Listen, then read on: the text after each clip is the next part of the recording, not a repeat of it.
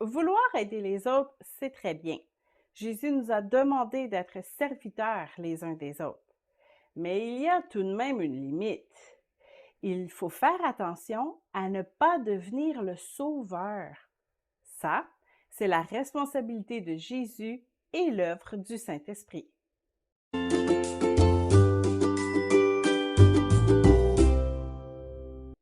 Pour ceux qui aiment aider les autres, il est facile de se retrouver avec une surcharge de travail. Ces gentilles personnes ont généralement beaucoup de gens qui gravitent autour d'eux. Et le problème est que souvent, ces gens ne se croisent pas. Les collègues de travail regardent l'agenda de leur sauveur comme s'ils étaient occupés seulement les jours de semaine. Les parents de ce sauveur ignorent les engagements de la fin de semaine.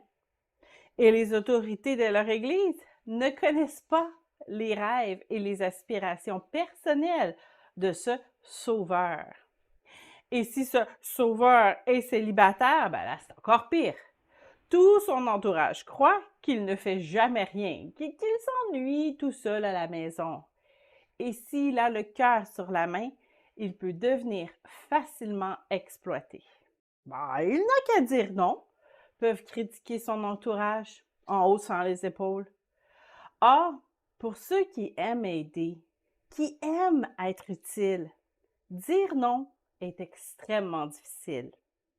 Lorsque nous aimons faire plaisir, il n'y a pas de plus grande douleur que de décevoir une personne chère.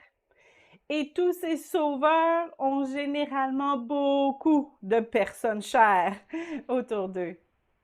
Si vous vous reconnaissez ici et que votre santé mentale ou physique est affectée, vous aurez peut-être besoin d'un traitement choc en ayant recours à un thérapeute professionnel. Sinon, il y a quelques habitudes que vous pouvez adopter immédiatement pour rétablir votre équilibre. Premièrement, laissez Jésus être le Sauveur. Dieu a répondu aux plus grands besoins de l'humanité en envoyant son Fils payer le prix extrême pour effacer nos péchés et nous redonner accès au Père. En lui se trouve toute la plénitude de Dieu. Colossiens 1,19. Tout ce dont nous avons besoin se trouve dans la présence de Dieu. Il faut comprendre que parfois, en répondant nous-mêmes à un besoin, nous prenons la place de Dieu. Avant de dire oui, nous devons en parler avec celui qui voit tout et qui connaît tout. Seigneur, est-ce que tu veux que je réponde à ce besoin? Peut-être Dieu vous dira oui et vous donnera le meilleur moyen d'être efficace. Mais peut-être qu'il vous dira non et peut-être sans explication. Peut-être que dans son plan parfait, il veut utiliser quelqu'un d'autre. Ou peut-être qu'en ne répondant pas à ce besoin, cela amènera la personne à crier à Dieu et à lui dévouer son cœur. Il faut apprendre à toujours consulter Dieu. Nous recevons une demande, au lieu de lui répondre tout de suite, nous la transférons au grand patron. Suivons notre Seigneur et non les demandes de notre entourage, même s'il s'agit de notre famille, notre travail ou notre Église. Pour nous rappeler que nous sommes d'abord et avant tout le serviteur de Dieu, il est primordial de, deuxièmement, prendre un temps personnel avec Dieu tous les matins, avant les demandes que nous allons recevoir durant la journée. Durant ce temps, nous devons nous concentrer à entendre Dieu nous parler à nous personnellement. Si tout ce que vous lisez dans la Bible vous fait penser aux autres, oh oui, oh, ça c'est bon pour lui, oh ça c'est bon pour elle, c'est que vous avez laissé votre entourage vous envahir. Nous avons tous besoin personnellement de notre pain quotidien. Étudiez la parole et priez jusqu'à ce que Dieu vous dise quelque chose de particulier pour vous. 3. Prenez des temps de repos.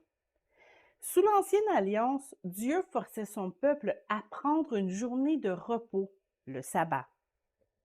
Si nous ne sommes plus obligés de le suivre d'une façon religieuse, l'intention derrière ce commandement tient toujours. Dieu veut que ses enfants prennent des temps de repos, pendant lesquels nous replaçons Dieu en priorité.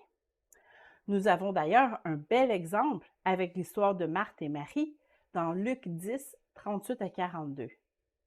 Il y a un temps pour servir et un temps pour s'asseoir et écouter notre Seigneur.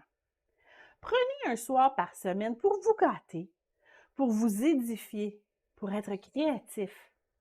C'est bon pour votre santé mentale.